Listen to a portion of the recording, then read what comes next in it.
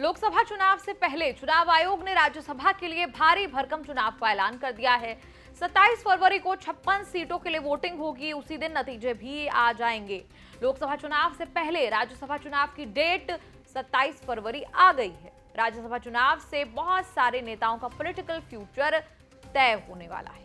BJP के कई heavyweight का राज्यसभा वाला कार्यकाल पूरा होने वाला है। जो अभी राज्यसभा चुनाव लड़ेंगे, हो सकता है वो लोकसभा चुनाव ना लड़ें। जिन राज्यसभा सांसदों को बीजेपी दोबारा राज्यसभा नहीं भेजेगी, हो सकता है उनको लोकसभा चुनाव लड़ाया जाए। ऐसा ही कांग्रेस में भी हो सकता है। बड़ी चर्चा ये शुरू हुई है कि प्रियंका गांधी को राज्यसभा में भेजा जा सकता है। प्रियंका गांधी ने आज तक कोई चुनाव नहीं लड़ा है। उनको हिमाचल प्रदेश से राज्यसभा चुनाव लड़ाया जा सकता है।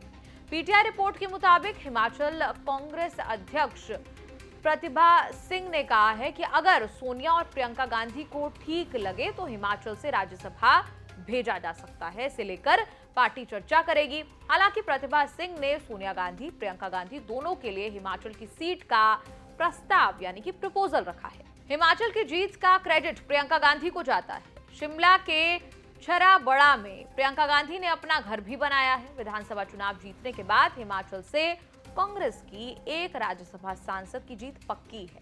हिमाचल से ही बीजेपी अध्यक्ष जेपी नड्डा राज्यसभा सांसद हैं, जिनका कार्यकाल पूरा हो रहा है। अब बीजेपी चाहकर भी नड्डा को हिमाचल से राज्यसभा चुनाव लड़ाकर जिता नहीं सकती। प्रियंका गांधी अब कांग्रेस की सबसे बड़ी कैंपेनर है। वो महासचिव हैं, लेकिन किसी राज्य की जिम्मेदारी नहीं दी गई है। इस साल प्रियंका गांधी ने हिमाचल, कर्नाटक, तेलंगाना के चुनाव में भरपूर कैंपेन किया था और तीनों राज्यों में कांग्रेस की सरकारें बन भी गई। हालांकि एमपी, राजस्थान, छत्तीसगढ़ में राहुल प्रियंका के जोरदार कैंपेन के बाद भी कांग्रेस की हार हुई। प्रियंका गांधी अगर लोकसभा चुनाव लड़ेंगी तो उनको अपनी सीट पर ध्यान देना पड़ेगा। इसका नुकसान कांग्रेस को कैंपेन में उठाना पड़ेगा। राज्यसभा में भेजने से ये समस्या नहीं रहेगी। कांग्रेस के लिए डबल चैलेंज है। हो सकता है सोनिया गांधी के लिए सेफ सीट ढूंढनी पड़े। अमेठी में राहुल गांधी की हार के बाद रायबरेली की सीट भी सोनिया गांधी के लिए सेफ नहीं मानी जा सकती। अगर सोनिया गांधी और प्रियंका गांधी दोनों लोकसभा चुनाव लड़ेंगी तो दोनों के लिए सेफ सीट ढूंढनी पड़ेगी।